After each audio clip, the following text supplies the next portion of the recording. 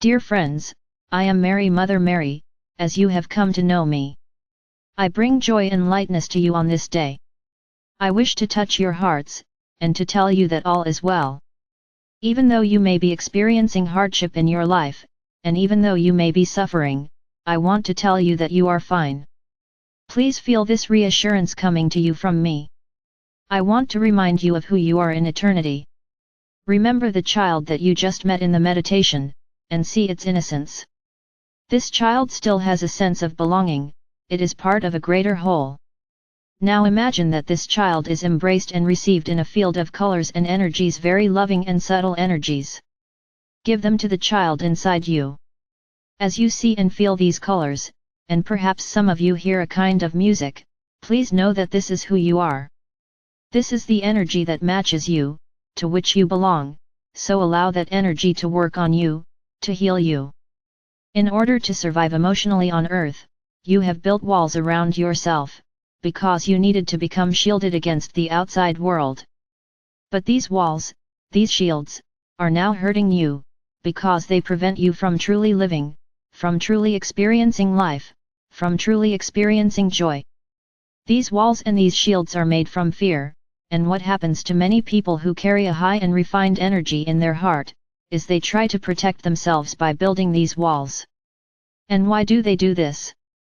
Because they experience the outside world as aggressive or hostile, they feel a need to withdraw from the world. And what you can see happening in their auric field is that their energy goes upward, it withdraws into the higher energy centers. Their energy becomes concentrated in the areas of the heart, the third eye, and the crown chakra. But below, from the waist downward, there is a relative emptiness in their energy field. There is a lack of groundedness, a lack of connection to earth. There is also a lack of connection with one's own emotions. Highly sensitive people often become too much involved with other people's feelings. They feel other people's moods and energies to the extent of merging with them, no longer knowing the difference between the other person and themselves, and this causes physical disturbances.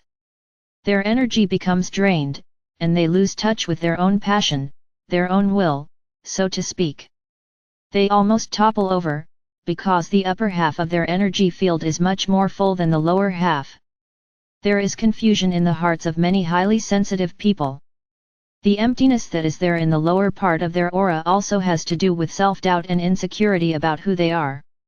Highly sensitive people often do not feel at home in this world, and they seek to get recognition and affirmation by helping other people. When they are doing this, one part of them is the teacher, who they truly are, but another part is a lost inner child who does not know its way in this world. The teacher inside you knows that it is here to introduce a new vibration into the world. This teacher inside you knows how to let go and to not expect too much from others, but the lost inner child needs results and needs affirmation from other people. And this is how you enter into a very painful dance with the external world. This also happens in your intimate relationships. You are able to merge deeply with another person, but you often lose touch with yourself in this merging. So it is vitally important that highly sensitive people embrace themselves as a separate person. A child is not meant to merge with other people, and especially not with adults. A child should be more on the receiving end in its childhood. It is new in this world and should be allowed to discover itself fully, to understand that it has boundaries, and be allowed to explore reality. But this very basic sense that belongs to a child, of being the center of the world, the center of the universe, often gets lost in highly sensitive children. They feel fragmented from the beginning. You are here on earth to learn how to cope with the difference in vibration between you and the world outside you. I tell you that you are the teachers of the future, and you are now learning how to be one. And as you take on emotional burdens from your environment, and you partly lose yourself in them, you become deeply acquainted with being human. But you are meant to go through this stage. You are meant to heal the lower half of your energy field, to heal your own inner child, and then your teaching mission can start to unfold. I ask you to again look at your inner child, and to take a particular situation in your everyday life where you find that your energy is drained, where you are losing too much energy, or where you feel that your energy is not truly appreciated or received.